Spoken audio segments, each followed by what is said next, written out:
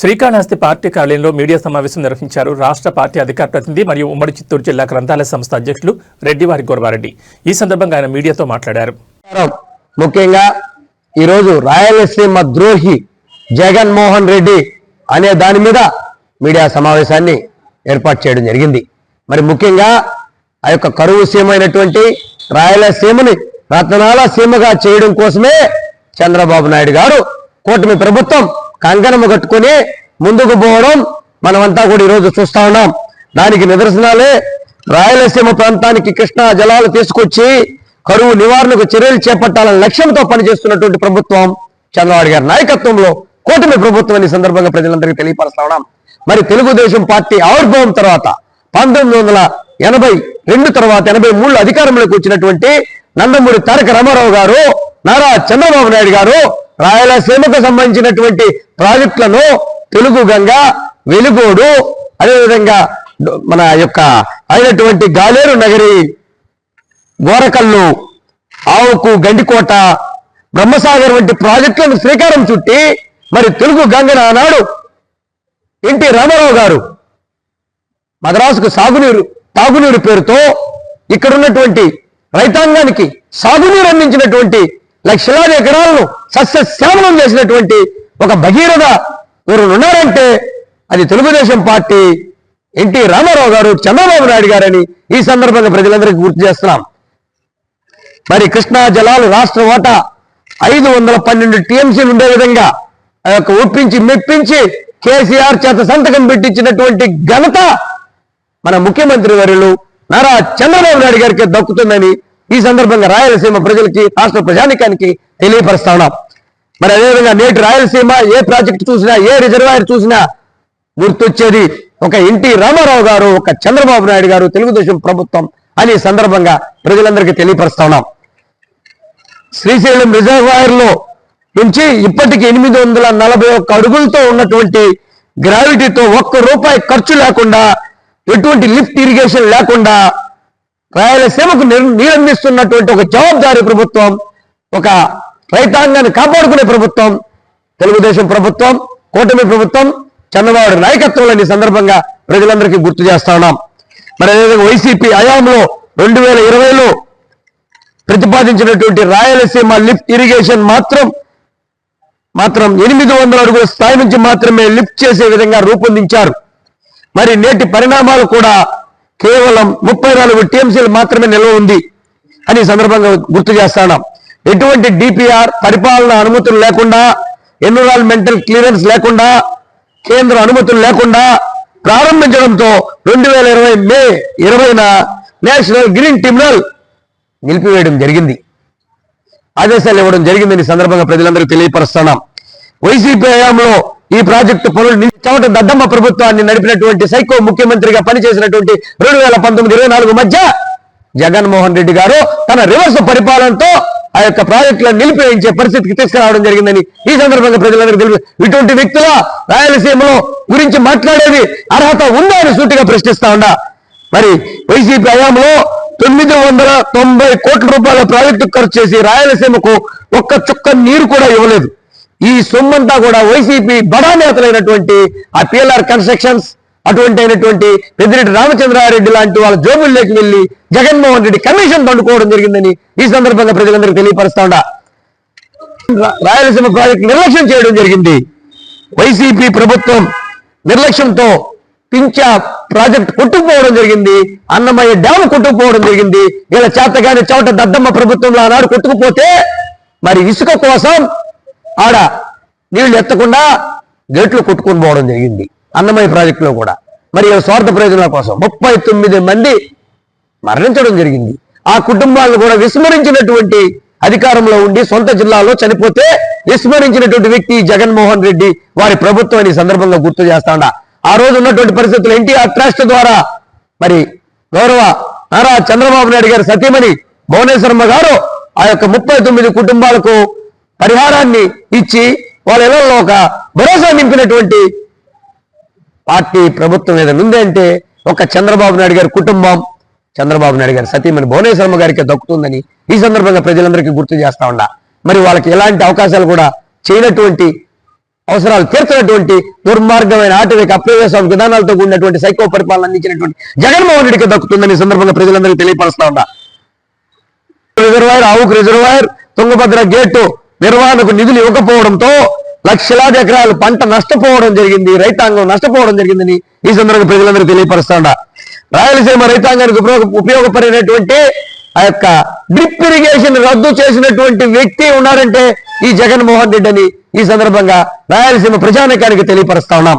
అదేవిధంగా జలయజ్ఞాన్ని తన తండ్రి ముఖ్యమంత్రిగా ఉన్న సమయంలో ధనయజ్ఞంగా మార్చుకొని కాలువలు దువ్వి ఎక్కడ డ్యాములు కట్టకుండా ఎక్కడికక్కడ తన స్వార్థం కోసం ఓడుకొని సుమారు 42,000 కోట్లు పై చీలుకు దోపిడీ చేసినటువంటి వ్యక్తి, ఆనాడు తండ్రి అధికారాన్ని అడ్డం పెట్టుకున్న వ్యక్తి జగన్మోహన్ రెడ్డి, కమిషన్లు దండుకున్న వ్యక్తి అని ఈ సందర్భంగా గుర్తు చేస్తా ఉన్నా ప్రజలందరికీ. ఇటువంటి వారా రాయలసీమ గురించి మాట్లాడే అర్హత వీరికి ఉందా అని సూటిగా ప్రశ్నిస్తా ఉన్నా. ఆనాడు రాష్ట్రంలో ఒక ఆటవిక పాలన జరిపి తండ్రి అధికారాన్ని అడ్డం పెట్టుకుని దోచుకున్న వ్యక్తి ఈ జగన్మోహన్ రెడ్డి. తన అధికారంలోకి వచ్చినా కూడా మొత్తం ఎక్కడ చుక్క నీరు లేకుండా వచ్చే పరిస్థితి లేకుండా డబ్బులు దోచుకోవడం తప్ప దాని మీద శ్రద్ధ తప్ప రైతాంగం మీద శ్రద్ధ లేదని ఈ సందర్భంగా ప్రజలందరికీ తెలియపరుస్తా ఉన్నాం. కృష్ణా మిగులు జలాలు హక్కు కోరబోమని జగన్ తండ్రి ఆనాడు రాజశేఖర్ రెడ్డి బ్రిజేష్ కుమార్ ట్రిబ్యునల్ కు లేఖ ఇచ్చింది. రాయలసీమ గొంతు కోసింది వాస్తవం కాదా? ఆనాడు లేఖ ఇచ్చి ఈరోజు రాయలసీమ గొంతు కోసింది వాస్తవం కాదా అని సూటిగా ఈ జగన్మోహన్ రెడ్డి వారి యొక్క పార్టీని ప్రశ్నిస్తా ఉన్నాం. 102 రాయలసీమ ప్రాజెక్టులను క్లోజ్డ్ చేసి రాయలసీమకు అన్యాయం చేసింది ఈ వైసీపీ, వీరి తండ్రి వీరు కాదా అని సూటిగా ప్రశ్నిస్తా ఉన్నా. ముఖ్యమంత్రి ఎత్తిపోతలకు కరెంటు బిల్లులు కూడా కట్టకుండా రాయలసీమకు అన్యాయం చేసింది జగన్మోహన్ రెడ్డి కాదా? మొచ్చమరి ఎత్తిపోతల పథకానికి కరెంటు బిల్లులు కట్టకుండా మరి ముఖ్యమంత్రిగా ఉండి రాయలసీమకు అన్యాయం చేసింది ఈ జగన్మోహన్ రెడ్డి కాదా అని సూటిగా నేను ఈరోజు ఈ మీడియా సమావేశం ద్వారా ప్రశ్నిస్తా ఉన్నాం. ఎన్జిటి స్టే వల్ల ఆవులపల్లి రిజర్వాయర్ కి పెద్దిరెడ్డి రామచంద్రారెడ్డి గారు 600 కోట్ల రూపాయలు బిల్లులు తీసుకోవడం వాస్తవం కాదా? ఎన్జిటి స్టే ఉన్నా కూడా తీసుకోవడం వాస్తవం కాదని సూటిగా ప్రశ్నిస్తా ఉన్నా. 5 ఏళ్ల పాలనలో మొత్తం 12 లక్షల కోట్లు బడ్జెట్ అయితే మరి జగన్మోహన్ రెడ్డి రాయలసీమకు పెట్టింది 2011 కోట్లు. ఈ జగన్మోహన్ రెడ్డి మరి ప్రగల్భాలు వెలకతాడు. రాయలసీమ రైతాంగానికి చంద్రబాబు నాయుడు గారు సైన్యుడికి అడ్డుపడుతున్నాడు అంటాడు. మరి ఈ పెద్ద మనిషి 2011 కోట్ల రూపాయలు ఖర్చు పెట్టి చేతులు దులిపేసుకొని రాయలసీమ ప్రాజెక్టులన్నీ నిర్వీర్యం చేసినటువంటి వ్యక్తి, రివర్స్ పరిపాలన ముఖ్యమంత్రిని ఆనాడు 2019-24 మధ్య అటువంటి ప్రవర్తించాడని ఈ సందర్భంగా మీడియా సమావేశం ద్వారా వారిని ప్రశ్నిస్తా ఉన్నాను. కూటమి ప్రభుత్వం ప్రాజెక్టుల పునరుద్ధరణ కార్యక్రమంలో భాగంగా మరి 2014-19 మధ్య 7 లక్షల కోట్లతో బడ్జెట్ ఉంటే చంద్రబాబు గారి నాయకత్వంలో మరి ఆనాడు 12,441 కోట్ల రూపాయలని రాయలసీమ ప్రాజెక్టుల కోసమే ఖర్చు పెట్టినటువంటి అపర భగీరథుడు సాగునీటి ప్రాజెక్టులను తీసుకొచ్చి రైతాంగాన్ని కాపాడుకోవాలని లక్ష్యంతో పనిచేసినటువంటి నాయకుడు నారా చంద్రబాబు నాయుడు గారని ఈ సందర్భంగా ప్రజలందరికీ తెలియపరుస్తా ఉన్నాం. అదేవిధంగా 2024లో కూటమి ప్రభుత్వం అధికారంలోకి వచ్చిన వెంటనే ఈ 18 నెలల కాలంలో మరి 8,000 కోట్ల రూపాయల్ని రాయలసీమ ప్రాజెక్టులకి ఖర్చు పెట్టినటువంటి జవాబుదారీ ప్రభుత్వం, రైతాంగ ప్రభుత్వం, రైతులను ఆదుకునే ప్రభుత్వం నారా చంద్రబాబు గారి నాయకత్వంలో సుమారు 20,411 కోట్ల రూపాయల్ని ఆనాడు 14-19 మధ్య, ఈనాడు 8,000 కోట్ల రూపాయలు ఆ యొక్క 1.5 సంవత్సర కాలంలో ఖర్చు చేసి ప్రాజెక్టులను ముందుకు తీసుకుపోయి రైతాంగానికి నీరందించాల లక్ష్యంతో పనిచేస్తూ రాయలసీమను రతనాలసీమగా చేసే లక్ష్యంతో పనిచేస్తున్నటువంటి ప్రభుత్వం కూటమి ప్రభుత్వం నారా చంద్రబాబు గారి నాయకత్వంలోని సగౌరవంగా ప్రజలందరికీ, రాయలసీమ రైతాంగానికి, రాయలసీమ ప్రజలకి తెలియపరుస్తా ఉన్నాం. వీరా మాట్లాడేది చంద్రబాబు గారి గురించి జగన్మోహన్ రెడ్డి అని సూటిగా నేను ఖండిస్తా ఉన్నాను. అంశాల నీటిలో 200 టీఎంసీల నీటిని రాయలసీమకు అందించే సంకల్పంతో గోదావరి నల్లమల్ల సాగర్ ప్రాజెక్టుకు శ్రీకారం చుడుతున్నటువంటి నాయకుడు నారా చంద్రబాబు నాయుడు గారని, కూటమి ప్రభుత్వం అని ఈ సందర్భంగా తెలియపరుస్తా ఉన్నాం. 70 కోట్లతో 100 రోజుల్లో 738 కిలోమీటర్లు ఆ యొక్క హెన్రీ నీవా కాలువను తవ్వి ఈ 18 నెలల కాలంలో గౌరవ ముఖ్యమంత్రి చంద్రబాబు నాయుడు గారు కుప్పం వరకు నీరిచ్చినటువంటి అపర భగీరథుడు నారా చంద్రబాబు నాయుడు గారు. దీని ద్వారా 4 జిల్లాలని సస్యశ్యామలం చేసే అవకాశం ఉందని ఈ సందర్భంగా ప్రజలందరికీ తెలియపరుస్తున్నా. మరి నువ్వు పూలు చల్లి ఆనాడు 1924 మధ్య జగన్మోహన్ రెడ్డి గారు కుప్పంలో నీళ్లు వచ్చాయనే నీళ్ళని సినిమా స్క్రిప్ట్ లాగా చూపించి, మరి నీళ్లు వచ్చినట్టు ప్రజలకు చూపించి, మీడియాకు చూపించి, సోషల్ మీడియాలో పంప కొట్టుకొని, మరి నువ్వు అడుగు బయట పెట్టగానే ఎండిపోయింది. వాస్తవం కాదా? ట్యాంకర్లతో నీళ్లు పట్టిన వ్యక్తి మీరు జగన్మోహన్ రెడ్డి గారు. మరి ఈ రోజు అపర భగీరథుడు నారా చంద్రబాబు నాయుడు గారు 735 కిలోమీటర్ల కాలువలు తవ్వి నీరిచ్చి రైతాంగానికి ఉపయోగించుకోమని నీళ్లు ఇచ్చినటువంటి అపర భగీరథుడు నారా మీకు ఆయనకి తేడా ఎక్కడని ఈ సందర్భంగా సూటిగా ఈ మీడియా సమావేశం ద్వారా జగన్మోహన్ రెడ్డి ప్రశ్నిస్తా ఉన్నాను. రాయలసీమ ప్రయోజనాలు కాపాడే ఏకైక వ్యక్తి, ఏకైక నాయకుడు నారా చంద్రబాబు నాయుడు గారిని ఈ సందర్భంగా ప్రజలకు తెలియపరుస్తా ఉన్నాం. నీటి ప్రాజెక్టులకు 8,013 కోట్లు ఖర్చు చేయడం జరిగింది. మైక్రో ఇరిగేషన్ ప్రాజెక్టులు, డ్రిప్, సబ్బడి సీమ రైతులకు అండగా ఇవ్వడం జరిగింది చంద్రబాబు గారి నాయకత్వంలో. రాయలసీమ ఒక్క సాగునీటి ప్రాజెక్టే కాకుండా సీమ యువతకు, రైతాంగానికి ఉపయోగపడేటటువంటి విధంగా ఉపాధి, ఉద్యోగ కల్పనకు చంద్రబాబు నాయుడు గారి ప్రభుత్వం, నారా లోకేష్ బాబు గారు ఐటీ మంత్రి వారి సారథ్యంలో శ్రీకారం చుట్టడం జరుగుతూ ఉంది, పని చేస్తా ఉంది జవాబుదారీగా.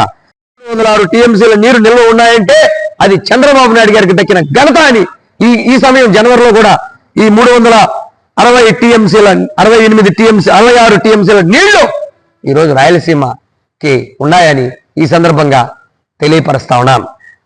జగనయాంలో ప్రాజెక్టులు గాలికి వదిలేయడం జరిగింది. కూటమి ప్రభుత్వం శ్రీశైలం ప్రాజెక్టులకు మరమ్మతులని సుమారు 205 కోట్లతో చేయడం జరిగింది. అనంతపురంకి కియా తెచ్చి అక్కడ యువతకు ఉద్యోగ ఉపాధి అవకాశాలు తీసుకురావడం జరిగింది. అది రాయలసీమ అభివృద్ధి కాదా అని జగన్మోహన్ రెడ్డిని ప్రశ్నిస్తా ఉన్నా. రాయలసీమలో హార్టికల్చర్ హబ్బుగా, డ్రోన్ హబ్బుగా, అదేవిధంగా సోలార్ హబ్బుగా తీర్చిదిద్దేందుకు శ్రమిస్తుండడం వాస్తవం కాదా? ఓర్వకల్లు కొప్పదర్తి పారిశ్రామిక వాడలను 5,000 కోట్లతో అభివృద్ధి పనులు చేస్తూ ఉండడం వాస్తవం కాదా? అవన్నీ రాయలసీమకు ఉపయోగపడేటటువంటి ప్రాజెక్టులు కాదా? అవన్నీ కూటమి ప్రభుత్వం చంద్రబాబు గారి నాయకత్వంలో కాదా అని సూటిగా ప్రశ్నిస్తా ఉన్నా జగన్మోహన్ రెడ్డిని. ముఖ్యమంత్రి చంద్రబాబు నాయుడు గారు, నారా లోకేష్ బాబు గారి కృషి వల్ల ఇప్పటి రాయలసీమకు సుమారు 3 లక్షల కోట్లు పైగా పెట్టుబడులు తీసుకొచ్చి 1,75,000 ఉద్యోగాల కల్పనే ప్రధాన లక్ష్యంగా పనిచేస్తున్నటువంటి ప్రభుత్వం కూటమి ప్రభుత్వం, చంద్రబాబు గారి నాయకత్వంలో ప్రభుత్వం, నారా లోకేష్ బాబు గారి సారథ్యంలో ప్రభుత్వాన్ని ఈ సందర్భంగా ప్రజలందరికీ తెలియపరుస్తా ఉన్నా.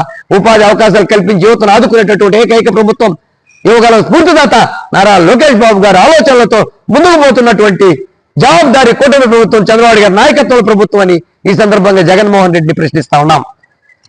జనం దృష్టి మళ్లించేందుకు రాయలసీమ లిఫ్ట్ పేరుతో జగన్ రెడ్డి డ్రామాలు ఆడడం మొదలుపెట్టాడు.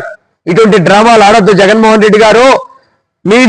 మీ పార్టీ మరి అధికారంలోకి ఉన్న రోజుల్లో 1924 మధ్య అందరు ప్రజల్ని ఇబ్బంది పెట్టి, కష్టాలు నష్టాలు పెట్టి, అక్రమ కేసులు పెట్టి, అదేవిధంగా రాయలసీమకు ఏమాత్రం కూడా చేయకుండా 2,000 కోట్ల చిల్లర ఇదించి ప్రాజెక్టులు నిర్వీర్యం చేసి, నదులు కొట్టపోయే విధంగా, డ్యాములు కొట్టుకొని పోయే విధంగా, మనుషులు చచ్చిపోయే విధంగా ప్రవర్తించిన మీరెక్కడా? నిరంతరం ప్రజల కోసం తపన పడుతూ, ప్రజల సంక్షేమం కోసం, రైతాంగ అభివృద్ధి కోసం పాటుపడేటటువంటి నారా చంద్రబాబు నాయుడు ఎక్కడైనా సూటిగా జగన్మోహన్ రెడ్డి ప్రశ్నిస్తూ, మీది అబద్ధపు ప్రచారాలతో, విష ప్రచారాలతో పుట్టినటువంటి పార్టీ వైసీపీ. మరి అటువంటి పార్టీ ఎక్కడ? నిరంతరం ప్రజల సంక్షేమంకు పాటుపడే కంకణబద్దులై పనిచేస్తున్నటువంటి తెలుగుదేశం పార్టీ ఎక్కడైనా మిమ్మల్ని ప్రశ్నిస్తూ, మీరు ప్రజావేదిక కూల్చివేతతో ప్రారంభించిన విధ్వంస పరంపర మరి కొనసాగించి 2019-24 మధ్య అన్నింటినీ నాశనం చేసినటువంటి మీరెక్కడ? నిరంతరం విజనరీ లీడర్, విజన్ 2047 లక్ష్యంతో పనిచేస్తూ, స్వర్ణాంధ్ర లక్ష్యంగా పనిచేస్తున్నటువంటి నారా చంద్రబాబు నాయుడు గారు ఎక్కడని మిమ్మల్ని ప్రశ్నిస్తూ, ఈ యొక్క మీ వ్యవహారాన్ని రాయలసీమ ప్రాజెక్టులు అడ్డుకుంటున్నారని సైంధవుడని చంద్రబాబు నాయుడు అనడాన్ని తీవ్రంగా ఖండిస్తా ఉన్నాం. నిరంతరం ప్రజల కోసం తపనపడి, రైతాంగం కోసం తపనపడి అన్ని ప్రాజెక్టులు తీసుకొచ్చినటువంటి ఏకైక నాయకుడు నారా చంద్రబాబు నాయుడు గారు, తెలుగుదేశం పార్టీ అని ఈ సందర్భంగా ప్రజలందరికీ తెలియపరుస్తూ, ఇప్పుడు మీకు రాయలసీమ ద్రోహి కాబట్టే జగన్మోహన్ రెడ్డిని రాయలసీమ ప్రజలు తరిమి కొట్టి మరి ఇక్కడ ఉమ్మడి మన రాష్ట్రంలో 11 సీట్లు ఇచ్చినా మీ బుద్ధి మారలేదు జగన్మోహన్ రెడ్డి గారు. భవిష్యత్తులో మిమ్మల్ని ఇంకా అణిచి పాత్రేసి గోరీ కట్టే రోజు అత్యంత దగ్గరలో ఉంది. కొంతన్నా సిగ్గు సీము శరం పెట్టుకొని మీరు మాట్లాడండి. ప్రజాస్వామ్యం ఇది. ప్రజాస్వామ్యాన్ని ఆనాడు మీరు అపహాస్యం పాలు చేశారు. ఈ రోజు ప్రజాస్వామ్యం పొరడలుతా ఉంది చంద్రబాబు గారి నాయకత్వంలో. మరి నీతి నిజాయితీ నిబద్ధత రైతాంగాన్ని కష్టపడి అన్ని పనులు చేస్తున్నటువంటి నాయకుడు నారా చంద్రబాబు నాయుడు గారని, అపర భగీరథుడని, ఆనాడు నదుల అనుసంధానం పేరుతో 14-19 మధ్య పట్టిసీమను తీసుకొచ్చి ఆ యొక్క సముద్రంలో గెలిచిపోతున్నటువంటి ఆ యొక్క నీళ్ళని మరి కృష్ణా నదికి అనుసంధానం చేసి మరి కృష్ణా నీళ్లను రాయలసీమకి ఇచ్చి పంటలను కాపాడుకున్నటువంటి ఏకైక నాయకుడు నారా చంద్రబాబు నాయుడు గారిని తెలియపరుస్తూ మరి జగన్మోహన్ రెడ్డి మాట్లాడేటువంటి అబద్ధపు విష ప్రచారాలని ప్రజలకు విజ్ఞప్తి చేస్తూ ప్రజలు కూడా దీన్ని ఎక్కడికక్కడ తీవ్రంగా ఖండించాల్సిన పరిస్థితి ఉంది, ఆలోచన చేయాల్సిన పరిస్థితి ఉంది. ప్రజాస్వామ్యవాదులంతా కూడా దీన్ని జగన్మోహన్ రెడ్డి వ్యవహారాన్ని ఖండించాలా.